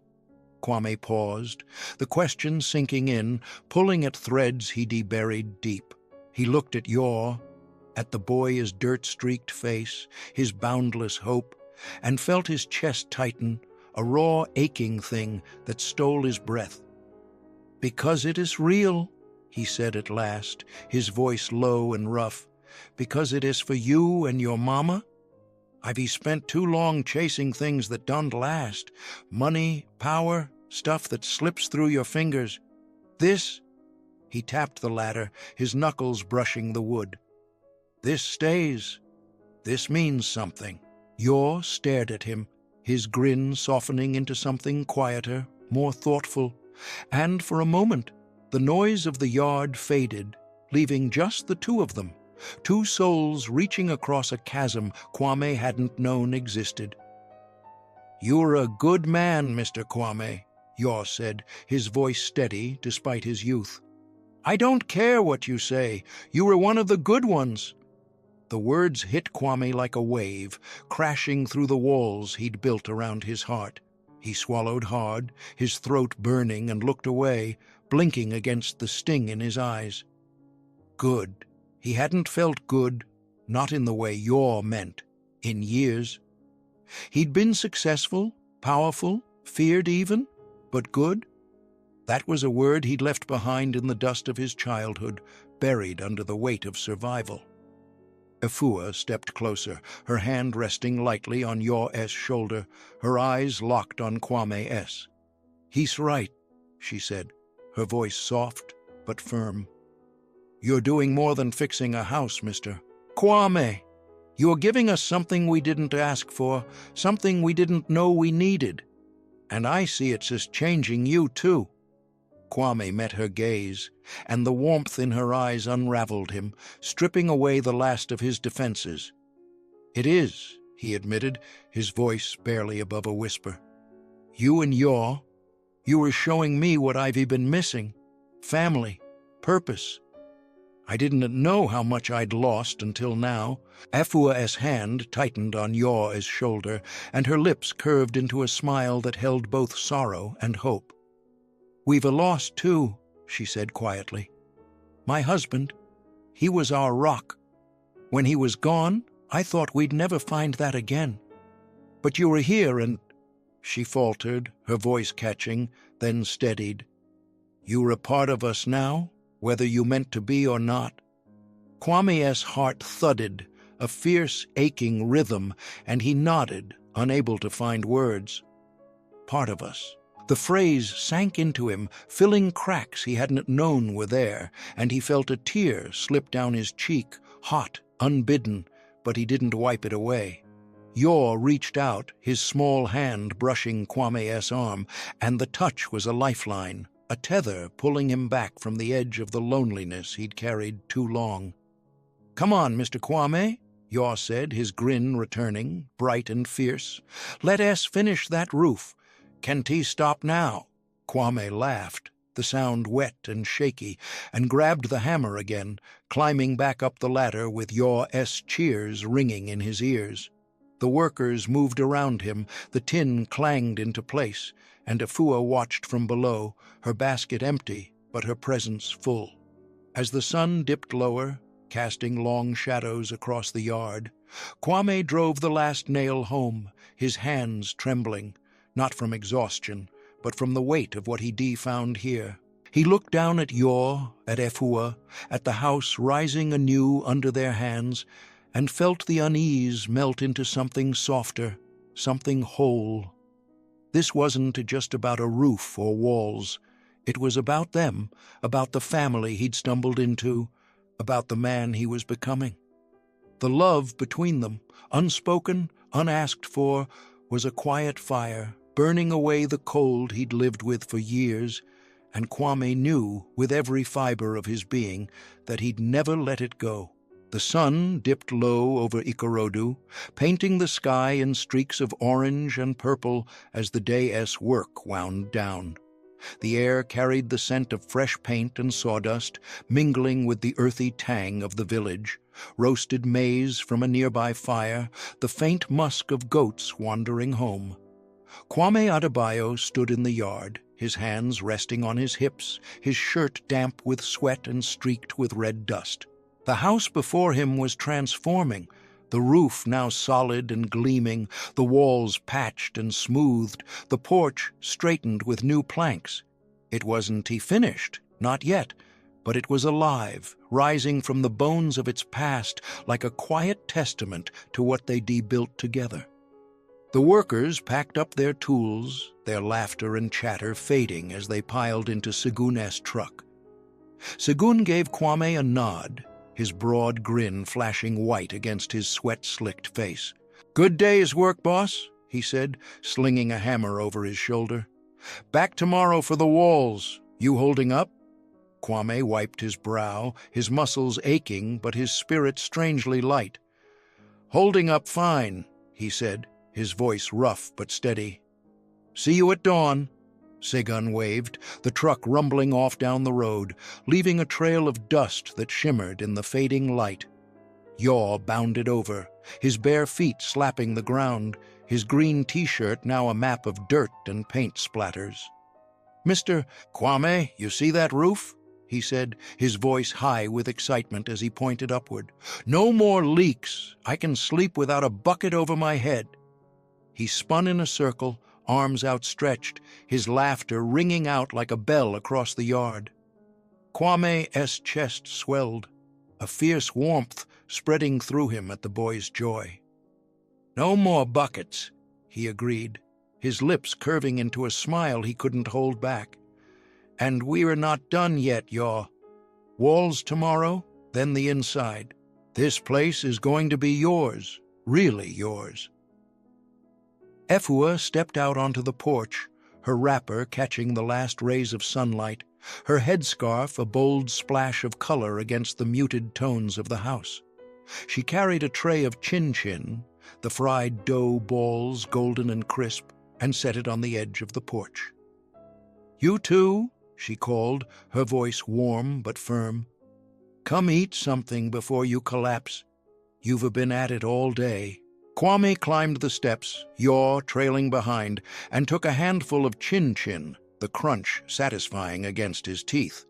He leaned against the railing, watching Yaw stuff his mouth with 3 pieces at once, his cheeks bulging like a chipmunk S. "Slow down, kid," Kwame said, chuckling. "You will choke, and I am not hauling you to the clinic." Yaw grinned, swallowing hard, and wiped his hands on his shorts. "Worth it," he said, grabbing another piece. "Mama's chin-chin is the best. You don't get this in Lagos, do you?" "Not like this," Kwame admitted, his voice softening as he looked at Efua. "Not even close." The simple act of eating, standing here with them, sharing this small, perfect thing, felt like a gift, one he hadn't earned but couldn't refuse. It stirred that ache again, the unease that had shadowed him since Yaw fixed his tire, but it was different now. Less a wound, more a longing, a pull toward something he'd lost and was desperate to reclaim. Efua settled onto a stool, her hands folding in her lap, her eyes tracing the lines of the house. "It's coming together," she said quietly, almost to herself. "More than I ever thought it could." She glanced at Kwame, her gaze steady and searching. "You've done a lot already, Mr. Kwame, more than we ask of anyone." Kwame shifted, the chin-chin turning to dust in his mouth as her words sank in. He set the rest down, brushing crumbs from his hands, and took a breath. "It is not enough," he said, his voice low but resolute. "Not yet. I've been thinking about more than just patching things up. I want to make this place right, Efua. Not just safe, but yours. A proper kitchen, new plumbing, a room for Yaw with a desk, bookshelves, a real home." Yaw's eyes widened, his hand freezing halfway to the tray. "A room? For me?" he said, his voice rising with a mix of shock and hope. "Like my own space? With a desk?" "Yeah," Kwame said, turning to him, his heart thudding against his ribs. Your own space, somewhere you can study, dream, be whatever you want to be. You deserve that, Yaw. Efua's brow furrowed, her hands tightening in her lap, and she shook her head slowly. Mr. Kwame, that says too much, she said, her tone firm but trembling at the edges. We've managed with what we have. A roof, walls, that's plenty. We don't need all that. You don't need it, Kwame said, stepping closer, his voice dropping to a raw, urgent edge. But I want you to have it. Not because you can manage. God knows you've done more with less than I ever could, but because you've given me something I didn't know I needed. You and Yaw. You've pulled me out of a hole I didn't even see I was in. Let me do this, please. The air stilled, the village sounds fading into a distant hum as Efua stared at him, her eyes glistening with unshed tears. Yaw slid closer to her, his hand resting on her arm, his voice soft but eager. Mama, he means it. You see how hard he has working. Maybe it is okay to let him. Efua looked at her son, then back at Kwame, and the fight in her softened, giving way to something tender, vulnerable. You were a stubborn man, Mr. Kwame, she said, her voice cracking as a tear slipped down her cheek. She wiped it away quickly, laughing softly through the ache. All right, if it is what you want, if it means that much, we'll take it. But you know we'd be fine without it. I know, Kwame said, his own voice thick with emotion. That is why it matters. He reached out, his hand hovering near hers, then settled it on the railing, the wood warm under his palm. You've got a heart bigger than this village, Efua. And Yaw, he's a light I didn't know I needed. I'm not just fixing a house. I am trying to fix myself, too. Yaw leapt up, wrapping his arms around Kwame in a sudden, fierce hug, his thin frame trembling with excitement. You are the best, Mr. Kwame, he said, his voice muffled against Kwame's chest. A desk, books, I can wait. Kwame froze for a heartbeat, then hugged him back, his arms tightening around the boy as a wave of warmth crashed over him. He felt the tears prick his eyes again, hot and insistent, and this time he let them fall, unashamed. You're worth it, kid, he said, his voice rough and breaking. More than you know. Efua stood, stepping closer, and rested a hand on Kwame's shoulder, her touch light but steady. You are part of this now, she said, her voice soft but sure, her eyes shining with a love that needed no words. Not just the house, us. You are family, Mr. Kwame, whether you planned it or not. Kwame's breath caught, the word family sinking into him like a stone into still water, rippling through every corner of his soul. He looked at her, at Yaw still clinging to him, and felt the last of his unease dissolve, not gone, but transformed, melded into a love so deep it hurt. I didn't plan it, he said, his voice a whisper, a confession. But I am here, and I am not leaving. The sun slipped below the horizon, casting the yard in twilight, the new roof a dark silhouette against the sky. Yaw pulled back, wiping his eyes with a grin, and grabbed another chin-chin, his laughter breaking the stillness. Efua squeezed Kwame's shoulder once more before turning to gather the tray, her movements slow and deliberate, as if savoring the moment. Kwame stood there, the dust settling around him, the weight of the day sinking into his bones. He looked at the house, at the walls they'd mend tomorrow, the room they'd build for Yaw, the life they were weaving together, and felt his heart shift, a quiet, seismic thing. This was more than a promise to fix a home. It was a promise to stay, to belong, to love in a way he'd forgotten he could. And as the stars began to pierce the darkening sky, Kwame knew he'd found something worth more than all the wealth in Lagos. A family, a purpose, a redemption he'd never dared to dream of. The morning sun rose over Ikorodu with a gentle glow, casting long shadows across the village as Kwame Adebayo pulled his SUV to a stop. The air was crisp, tinged with the scent of dew-soaked earth and the faint sweetness of blooming hibiscus from a neighbor's yard. He stepped out, his boots crunching on the gravel, and paused, his breath catching as he took in the sight before him. Efua's house, no, their house now, stood transformed, a quiet marvel rising from the dust of its former self. Weeks of sweat, hammers, and shared laughter had breathed new life into it, and today was the day they'd call it finished. The roof gleamed under the sunlight, its tin sheets smooth and unbroken, a silver crown atop walls freshly painted in a soft cream that glowed warm against the morning light. The cracks that had once snaked through the plaster were gone, smoothed over with care, and the porch stood firm, its new wooden planks sanded to a honeyed sheen, free of the old creaks and splinters. New windows framed the front, their glass panes catching the sun in glints of gold, and a small garden patch bloomed to the side, dotted with bright yellow sunflowers, Yaw's favorite, planted by his own hands. Inside, Kwame knew, the changes ran deeper. A kitchen with a sturdy counter and a tap that ran clear, a living room with patched floors and shelves for Efua's few treasures, and Yaw's room, a space of his own, complete with a desk, a bed, and walls painted a bold blue he'd chosen himself. Kwame's chest tightened, a fierce swell of pride and something softer, love, maybe, choking his throat as he stood there, hands in his pockets. This wasn't just a house anymore. It was a home, a testament to what they'd built together, brick by brick, heart by heart. The workers had left the day before, their tools packed away, but Kwame had stayed late, hammering the final nail, brushing paint over the last patch, unwilling to let it end without his hands on it. The door swung open, and Yaw burst out, his bare feet pounding the porch as he raced toward Kwame, his grin splitting his face like the sun breaking through clouds. "Mr. Kwame, it is done, isn't it? It is really done!" he shouted, skidding to a stop and throwing his arms wide as if to embrace the whole world.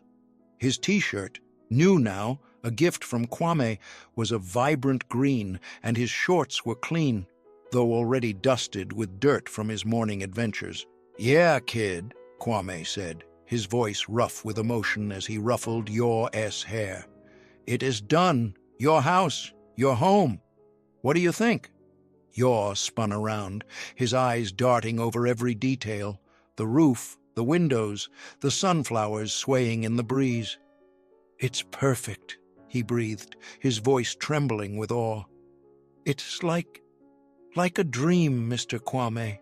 I've never had anything like this." He turned back, his eyes shining, and launched himself at Kwame, wrapping his arms around him in a hug so tight it stole the air from Kwame's lungs. Kwame hugged him back, his hands gripping Yaw's shoulders, and felt the tears prick his eyes, hot, unbidden, but welcome. "You deserve it," he said, his voice breaking as he pulled back to look at the boy. "You and your mama, you deserve every bit of it." Efua stepped onto the porch, her wrapper a cascade of blue and gold, her headscarf tied with quiet elegance. She carried a tray of jollof rice and fried plantain, the steam curling upward in delicate wisps, and set it on the railing. Her eyes swept over the house, then settled on Kwame and Yaw, and a smile broke across her face. Small at first, then wide, radiant, full of a joy she couldn't hide. "Morning, Mr. Kwame," she said, her voice warm and thick with feeling. "You've outdone yourself. I don't know how we'll ever thank you." Kwame shook his head, stepping closer, his boots thudding softly against the new planks. "You don't need to thank me," he said, his tone earnest, almost pleading. "You've given me more than I can say, Efua. This," he gestured at the house, the garden, the boy bouncing beside him. "This is me thanking you." Efua's smile faltered, her eyes glistening as she looked away. then back at him. "You're a rare man," she said quietly, her voice trembling. "I thought you were just some rich stranger passing through, but you've become ours." The words sank into Kwame like roots into soil, anchoring him in a way he hadn't known he needed. He swallowed hard, his heart pounding, and reached into his pocket, pulling out an envelope. Simple, white, but heavy with promise. "There's one more thing," he said, his voice steady despite the storm inside him. He handed it to Efua, his fingers brushing hers, and nodded at Yaw. "Open it." Efua's brow furrowed, her hands trembling slightly as she tore the envelope open. She pulled out a set of papers, her eyes scanning the words, and her breath caught, a sharp, audible gasp. "Mr. Kwame!" "What is this?" she said, her voice barely above a whisper as she looked up, her face a mix of shock and wonder. "It's a scholarship," Kwame said, turning to Yaw, whose mouth had dropped open. "For you, Yaw. A trust fund, enough to get you through school, university, whatever you want to do.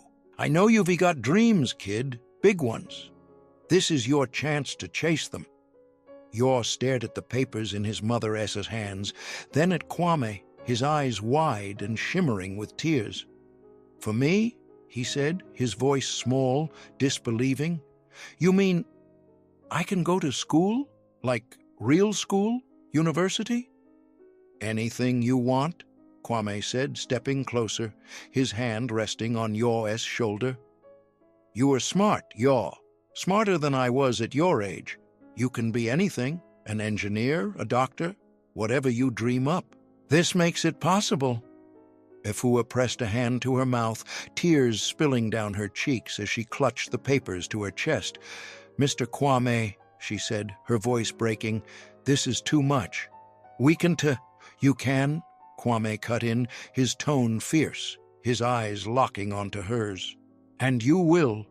It is not too much. It is what you deserve. You've erased a boy who changed my life, Efua. You've given me a family when I didn't know I had one left. This is my way of saying I am here, for good." Yaw lunged forward, wrapping his arms around Kwame again, sobbing openly now, his face buried in Kwame's chest. "Thank you," he choked out, his voice muffled and raw. "Thank you, Mr. Kwame. I'll make you proud. I swear I will." Kwame held him tight, his own tears falling freely, wetting Yaw's hair as he pressed his cheek against the boy's head. "You already have," he said, his voice a ragged whisper. "You already have, kid." Efua stepped forward, joining the embrace, her arms encircling them both, her sobs mingling with Yaw's. They stood there, a tangled knot of love and gratitude, the house a silent witness to the moment. Kwame felt it then, a clarity, a quiet thunder rolling through him, shaking loose the last of the emptiness he'd carried for years. This was it. The meaning he'd been chasing, the purpose he'd lost in boardrooms and bank accounts.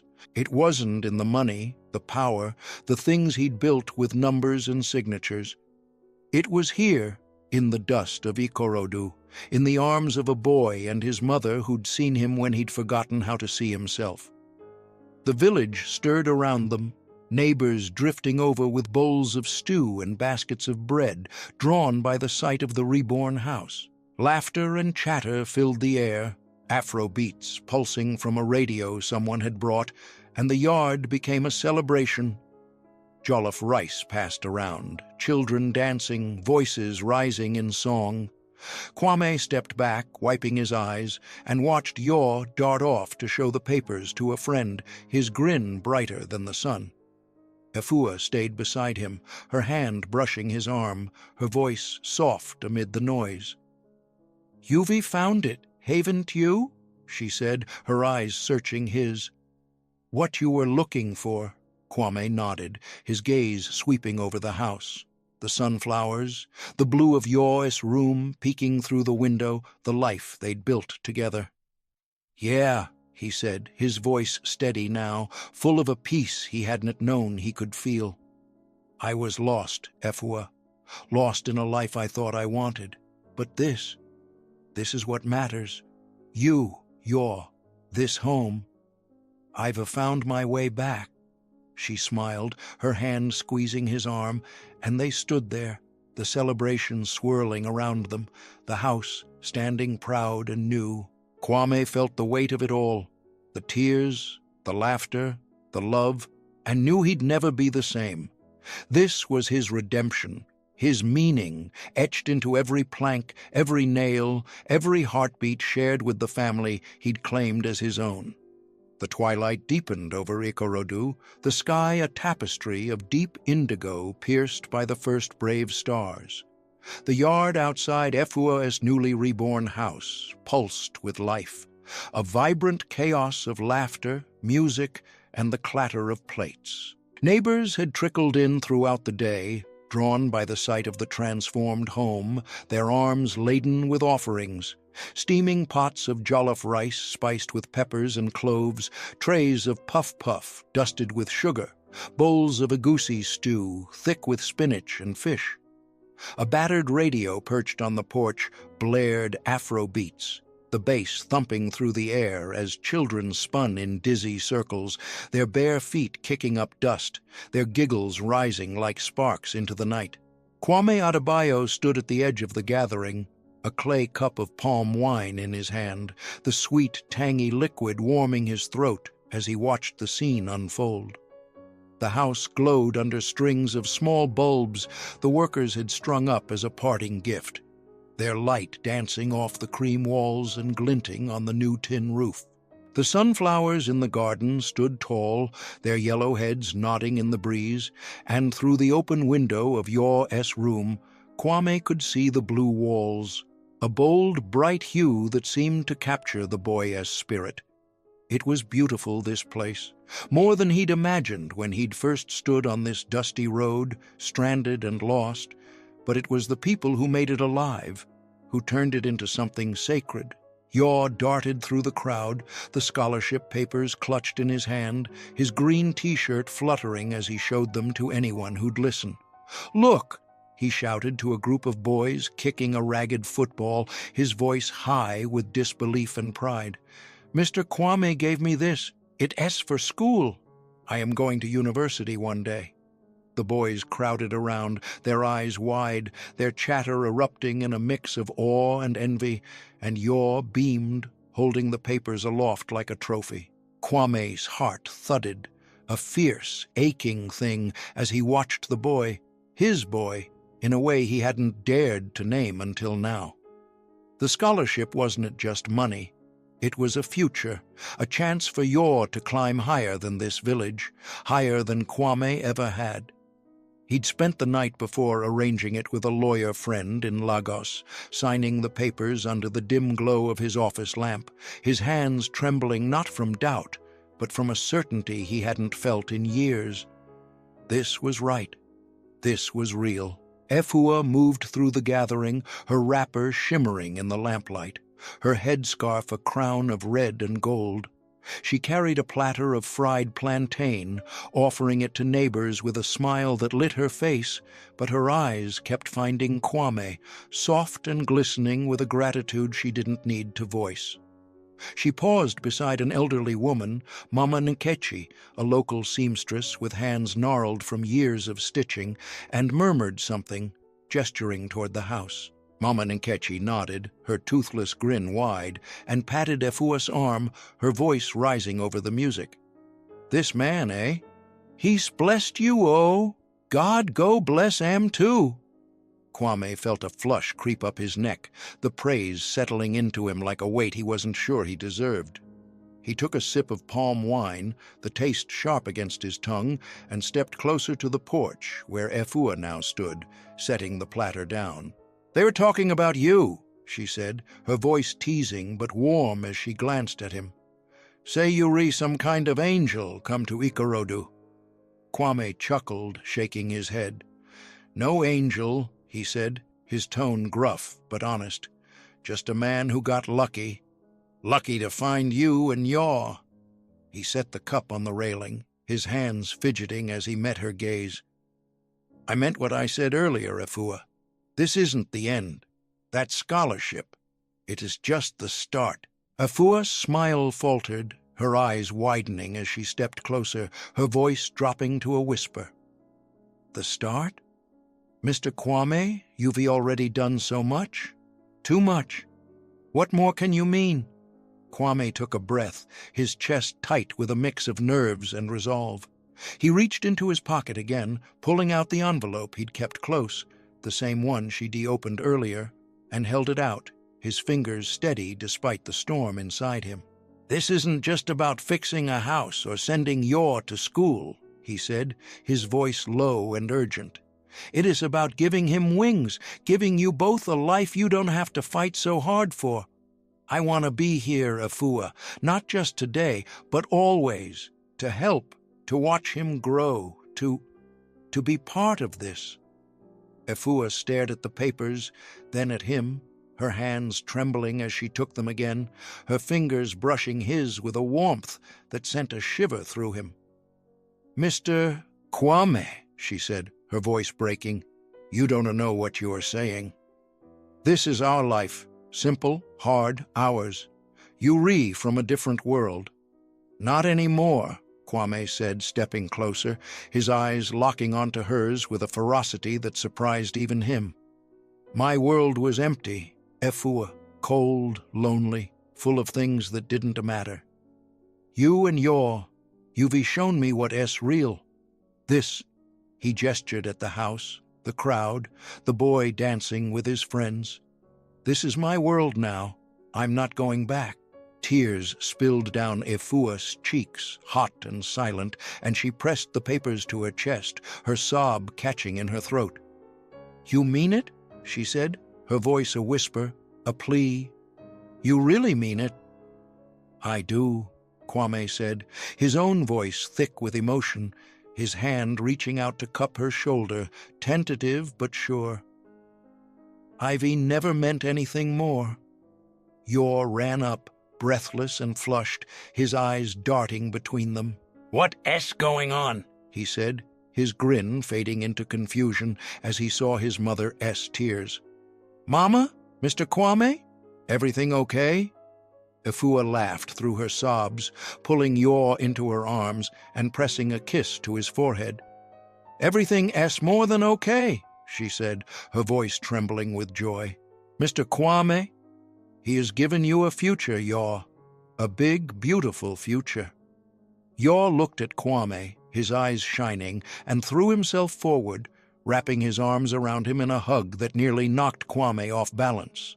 Thank you, he said, his voice muffled against Kwame's shirt, his small body shaking with sobs.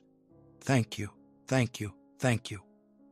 Kwame held him tight, his own tears falling now, wetting Yaw's hair as he buried his face against the boy's head. You're welcome, kid, he said, his voice raw and breaking. You've given me more than I could ever give you. The crowd hushed, sensing the weight of the moment, and Mama Nekichi's voice rose again, sharp and joyful. Praise God, oh, this man, he's family now. Bless him. Cheers erupted, hands clapping, voices lifting in a chorus of celebration, and Kwame felt the sound wash over him, a tide of belonging that drowned the last echoes of his old life. He pulled back, wiping his eyes, and looked at Efua, at Yaw, at the house glowing in the lamplight. This was it, the moment he'd found his meaning, the reason he'd been chasing all those empty years. It wasn't in the skyscrapers of Lagos, the bank accounts, the power he'd wielded like a shield. It was here, in the dust and laughter of Ikorodu, in the love of a boy who'd fixed his tire and a woman who'd welcomed him home. He'd given Yaw a scholarship, yes, but they'd given him a life, a real one, full of tears and joy and purpose. Afua stepped closer, her hand finding his, her fingers threading through his with a quiet strength. You are ours, she said, her voice steady now, her eyes locked on his. And we re yours. Kwame squeezed her hand, his heart full to bursting, and nodded. Always, he said, the word a vow, a lifeline, a truth he'd carry forever. The music swelled again, the crowd surging back into motion, dancing, eating, celebrating, and Kwame stood there, Yaw at his side, Efua's hand in his, the house a beacon of what they'd built. He'd found his meaning, his redemption, not in what he'd gained, but in what he'd given, and in what he'd received in return. This was home, and he'd never let it go. The night wrapped Ikorodu in a velvet embrace, the stars now a brilliant scatter across the sky, twinkling like promises overhead. The yard buzzed with the heartbeat of the village, Afro beats pulsing from the radio, the clink of spoons against clay bowls, the rhythmic shuffle of feet dancing in the dust. The glow of the string lights bathed Efua's house in a soft golden sheen, illuminating the cream walls, the sturdy new roof, and the sunflowers standing sentinel in the garden. The air was thick with the scents of jollof rice, roasted yam, and the faint smokiness of burning wood, a tapestry of life woven from the hands of neighbors who'd turned this night into a celebration of more than just a house, a celebration of family, of hope, of something reborn. Kwame Adebayo stood at the center of it all, his hand still warm from Efua's touch, his heart pounding with a rhythm he hadn't known it could hold. Yaw clung to his side, his green t-shirt rumpled from hugs and dancing, the scholarship papers now tucked safely into his pocket, a treasure he guarded with a grin that wouldn't fade. Efua moved beside them, her wrapper catching the light as she laughed with Mama Nkechi, her voice rising above the music in a melody of joy and gratitude. The crowd swirled around them, children chasing each other with sticky fingers, women swaying to the beat, men clapping Kwame on the back with murmurs of "well done, Oga," and he felt it, a belonging so deep it rooted him to this dusty patch of earth. He took a sip of palm wine, the liquid cool against his lips, and watched Yaw dart off to join a group of boys, their shouts blending with the music. The boy's energy was boundless, his laughter a thread that tied the night together, and Kwame's chest ached with a love so fierce it stole his breath. This was what he'd been missing, not the wealth, not the power, but this, a boy's smile, a mother's trust, a community that welcomed him without question. The unease that had haunted him since that day on the road was gone, burned away by the fire of this moment, leaving only a quiet, unshakable peace. The crowd hushed, sensing the weight of the moment, and Mama Nkechi's voice rose again, sharp and joyful. "Praise God, oh, this man! He's family now. Bless him." Cheers erupted, hands clapping, voices lifting in a chorus of celebration, and Kwame felt the sound wash over him, a tide of belonging that drowned the last echoes of his old life. He pulled back, wiping his eyes, and looked at Efua, at Yaw, at the house, glowing in the lamplight. This was it, the moment he'd found his meaning, the reason he'd been chasing all those empty years. It wasn't he in the skyscrapers of Lagos, the bank accounts, the power he'd wielded like a shield. It was here, in the dust and laughter of Ikorodu, in the love of a boy who'd affixed his tire and a woman who'd welcomed him home. He'd given Yaw a scholarship, yes, but they'd given him a life, a real one, full of tears and joy and purpose. Efua stepped closer, her hand finding his, her fingers threading through his with a quiet strength. "You were ours," she said, her voice steady now, her eyes locked on his. "And we re yours." Kwame squeezed her hand, his heart full to bursting, and nodded. "Always," he said, the word a vow, a lifeline, a truth he'd carry forever. The music swelled again, the crowd surging back into motion, dancing, eating, celebrating, and Kwame stood there, Yaw at his side, Efua's hand in his, the house a beacon of what they'd built. He'd found his meaning, his redemption, not in what he'd gained, but in what he'd given, and in what he'd received in return. This was home, and he'd never let it go. The night wrapped Ikorodu in a velvet embrace. The stars, now a brilliant scatter across the sky, twinkling like promises overhead. The yard buzzed with the heartbeat of the village. Afrobeats pulsing from the radio, the clink of spoons against clay bowls, the rhythmic shuffle of feet dancing in the dust. The glow of the string lights bathed Efua's house in a soft golden sheen, illuminating the cream walls, the sturdy new roof, and the sunflowers standing sentinel in the garden. The air was thick with the scents of jollof rice, roasted yam, and the faint smokiness of burning wood, a tapestry of life woven from the hands of neighbors who'd turned this night into a celebration of more than just a house, a celebration of family, of hope, of something reborn. Kwame Adebayo stood at the center of it all, his hand still warm from Efua's touch, his heart pounding with a rhythm he hadn't known it could hold. Yaw clung to his side, his green t-shirt rumpled from hugs and dancing, the scholarship papers now tucked safely into his pocket, a treasure he guarded with a grin that wouldn't fade. Efua moved beside them, her wrapper catching the light as she laughed with Mama Nkechi, her voice rising above the music in a melody of joy and gratitude. The crowd swirled around them, children chasing each other with sticky fingers, women swaying to the beat, men clapping Kwame on the back with murmurs of, "Well done, Oga." And he felt it, a belonging so deep it rooted him to this dusty patch of earth. He took a sip of palm wine, the liquid cool against his lips, and watched Yaw dart off to join a group of boys, their shouts blending with the music. The boy's energy was boundless, his laughter a thread that tied the night together, and Kwame's chest ached with a love so fierce it stole his breath. This was what he'd been missing. Not the wealth, not the power, but this. A boy's smile, a mother's trust, a community that welcomed him without question. The unease that had haunted him since that day on the road was gone, burned away by the fire of this moment, leaving only a quiet, unshakable peace.